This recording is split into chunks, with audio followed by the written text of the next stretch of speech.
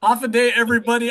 You know me. I am a big baseball fan. I can never play baseball because I'm just not that skilled. So I talk about it, and I have three of our very finest here. We got Gerson Hobing in one corner. He's out in Cali right now. I did an interview with him several weeks ago, doing great things for Guam athletes. Of course, Keith Hattig of the amazing Hattig family from PD, baseball in their blood. Keith, always good to see you, my friend.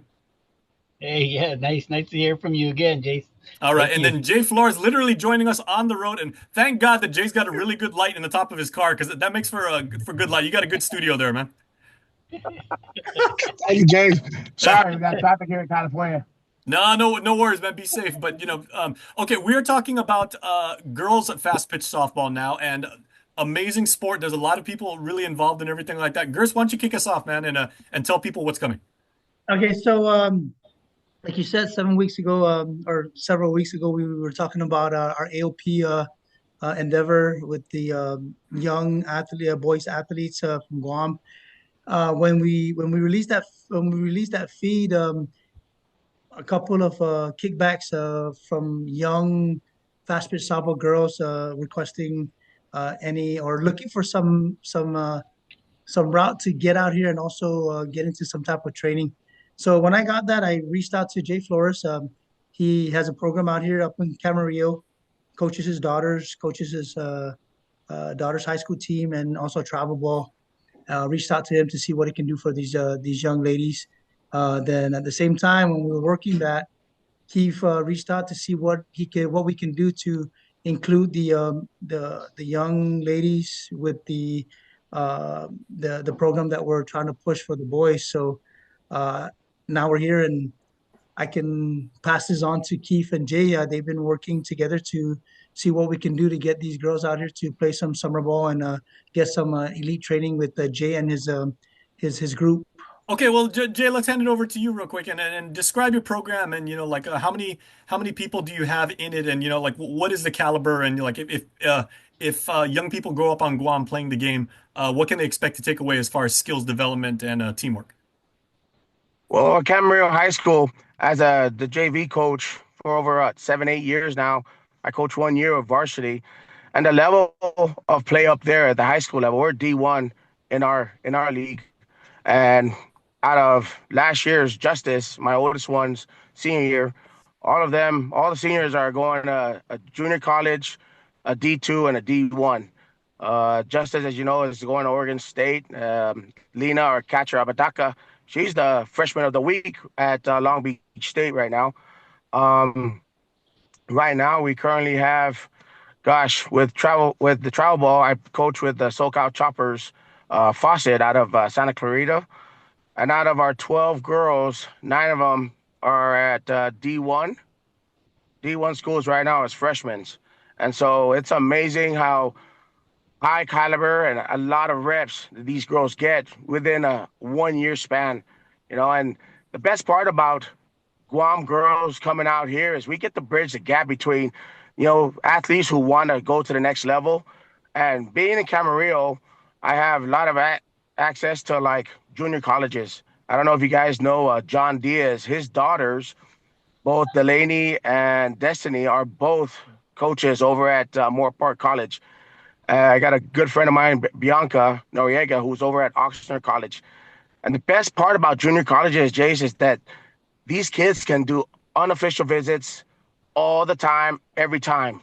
And there's no restrictions like NCAA has for I was Division gonna One say athletes. NCAA isn't gonna pay you a visit and say, Yeah, and so that's and and that's the that's thing. It's good. like with NJCAA, they have no restrictions. Kids can go over there, athletes can go over there and do unofficial visits as many times as they like. I also got a good friend that's at LA City College, who's an assistant coach over there, and they just have a brand new facility. It's all turf field with lights now, and so their program is ramping up. Only thing about junior colleges is there's no money, not like Division 1 colleges, but they still provide a resource for these kids to go out and play softball at the next level. I Well, mean, you get two nobody years. knows that better than Keith Hattig and the work that you've done. So, Keith, what's it going to take to get young players out here not only with the skills development, but with the mindset and, have the hunger to compete and to say like, I know that if I work hard enough and everything, because someone I went to church with, someone that plays for another school that I played with and everything, they made it. And if I put in enough work, so can I. Well, yeah, that's the key thing, right? Is actually first they really got to love the game if you want to play the game. That'll be the driving force of how hard they want to work to get to the next level. Jay, I've seen it out there with Jay with his daughters. I used to visit him almost every year, and just the growth and passion they have for the sport, consistent practicing and stuff, they are where they are now. I mean, you know, it's so hard between baseball and softball also because there's so many athletes, right? So there's what, one out of 1,000 that make it into college or make it even to the next level that gets chosen. So but uh, the option like J Boy saying, for junior colleges, to give them that chance, to play at the next level, is great because the kids that are out here, they want to keep playing.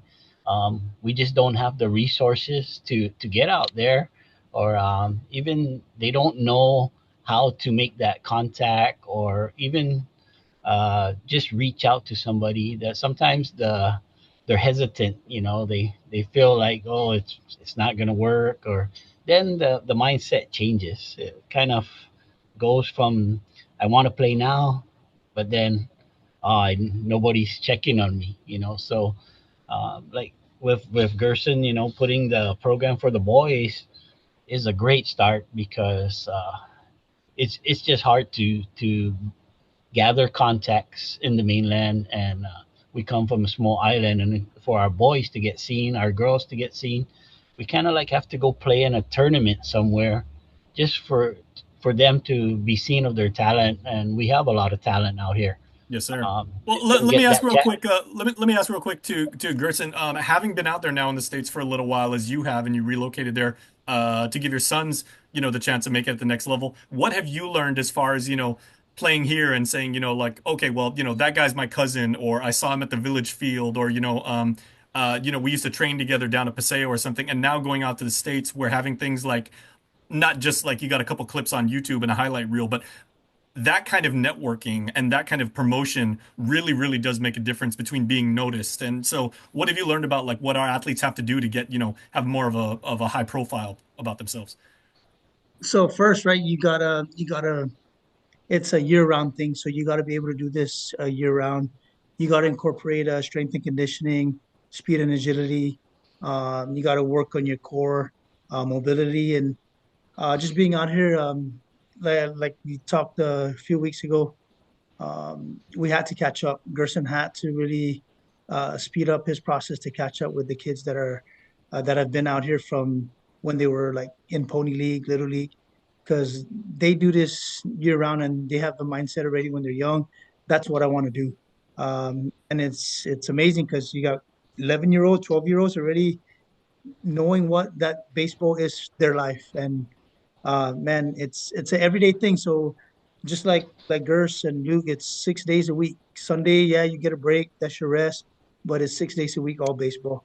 And yeah, I've been here about going on 2 years, and I know Jay can attest to that because he's been out here what 10, 15 years, and that's all he's been doing is just being able to travel to all the different cities too, man, to showcase your child and your team. So we got to stay in tune and just keep up. And I always tell my son, right, we're not here to compete against other people. It's just you're competing against yourself. So your job is to get better every time you compete against yourself. Not don't worry about everybody else. Let's just keep working to better yourself. Yeah, let me ask Coach real quick. So Jay, like you always hear like, when you watch ESPN, you hear like a bunch of stories of athletes when they make it to the collegiate level. Like they said, I ran track, I played basketball, I played football, and then at some point, like maybe sophomore or junior year in high school, I decided to specialize and I stuck to one sport because I knew that could take me, where I wanted to go. Baseball is so skills dependent, and it sounds like it skews a lot younger. At what point are you seeing with your experience out there, do people say, I'm making the commitment, like Gerson said, I have to train year round and I really have to work on my physical development, my mental development, if I want to be a good the best player I can be for America's game. Hey, you're absolutely correct, Jason. The best part about it is like Justice she used to play soccer and softball, and it's very taxing. Being to travel up to Lancaster for one game or a tournament, and then go down to Orange County for softball. And it was sad that I had to ask my daughter to make a choice between soccer and softball because you know what, it was kind of difficult. And at the same time, like Gur says, it's all year round. And now, like after 12-year-olds, we got travel ball teams, and they're very demanding. They practice 4-hour days on Saturdays and Sundays, and then they have games, 4 or 5 games a weekend. And so when they start to ramp up to like summertime after May, after high school softball is over, they are in gear, ready to go 7 days a week until they get into Colorado at the IDT, and then they start playing the PGF in June, July, and that's ultimately all they're doing is eat, sleep, and playing softball. It's speed and agility. They got strength and conditioning. They got their nutrition. They got hitting one day if they're pitching or catching. They got pitching and catching lessons. They got hitting lessons. They got to go up to the facility to go hit. On the days that they're not practicing. It's taxing on the kids. As at the same time on the parents who have to travel. But the best part about it is that they want this. Justice and Laney, they want this stuff. The girls that play on travel ball, they want it. This is their dream that they've been watching on TV, the College World Series, and say, I want to play, in that on the TV. I remember Justice sitting down watching at Laney's birthday party, watching UCLA play. And it's like, they got to have that plan. They got to have that dream. They got to have that that grit. And, these girls here, they put in work day in and day out, and it's nonstop. Although during high school season, all travel ball girls go dark. They don't get to play or practice with their travel ball because they're practicing 5 days a week at the high school for at least 2 to 3 hours. And you could wind up even at the JUCO level. You could wind up playing for a national championship. You could make it all the way to the Olympics. You could be a gold medalist. You could be a national hero. Yes, I got a girl that just graduated at San Marcos, which is a D2 school, Bianca Gutierrez, and she won a state championship, national championship at the D2 level, and she brings a lot of experience back to Camarillo, and she graduated Cam in 2018. That's the best part about it is that we have a lot of resources here in Ventura County, for me as a coach, and that's the best part about it is we get to give back to all the kids, who really want it. And I want to give it back to the girls who want it in Guam. I tell people all the time, hey, whatever level you're playing at and everything like that, if you win a national championship, that's on your resume forever, man. A natty's a natty. Yeah. A lot of people don't know, but Jessica Mendoza, she went to school at Cam High. She played ball at CGSA, exactly in the town that I live in, and it's amazing because we have a lot of history. Our head varsity coach is a UCLA alumni, went to school at Cam High.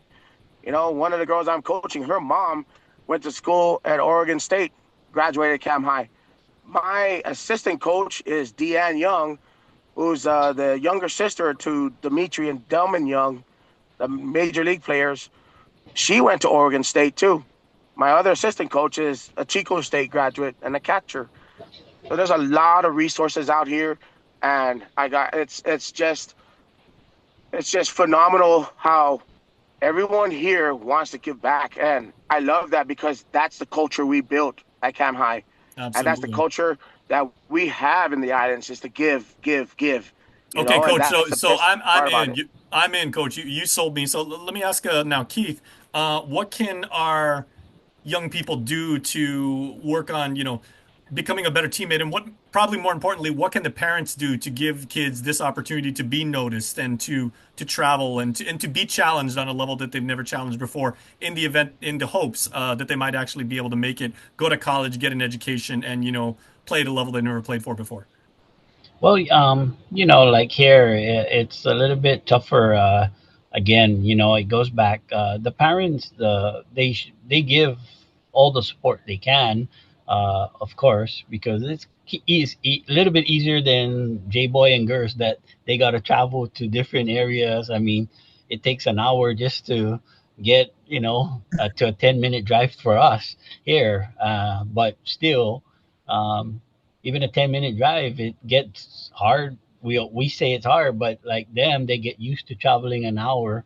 But I just overall think that the if they want to play at the next level, I think travel ball and stuff we don't have out here. But I myself, I hold one or two tournaments throughout the year just to keep the girls playing fast pitch softball.